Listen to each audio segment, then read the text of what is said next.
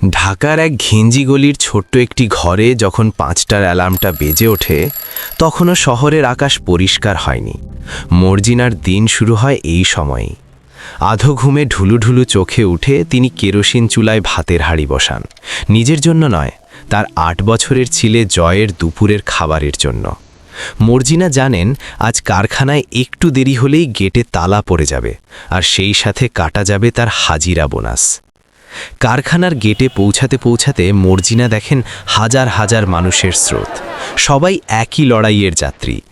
লেনটার ধুলোবালির মধ্যে যখন তার সেলাই মেশিনটা চলতে শুরু করে তখন মর্জিনার মানুষ থাকেন না, তিনি যেন নিজেই একটা মেশিনের অংশ হয়ে যান। চোখের পলক ফেলার সময়টুকুও নেই। ওপরে ফ্যান ঘুরছে ঠিকই, কিন্তু সেই বাতাস মর্জিনার কপাল পর্যন্ত পৌঁছায় না। ঘামের নোনা স্বাদ মুখে লাগে, তবুও হাত থামানো মানা।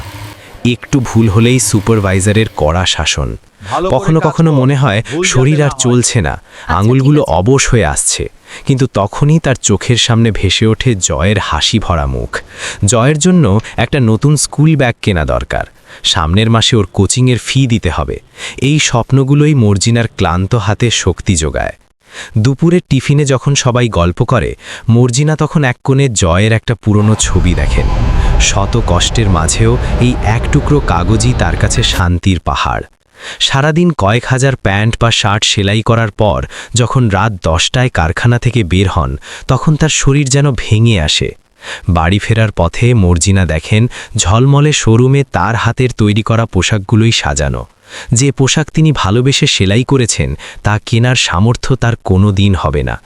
তবুও এক বুক দীর্ঘশ্বাস আর ক্লান্তি নিয়ে তিনি অন্ধকার গলি দিয়ে ঘরে ফেরেন।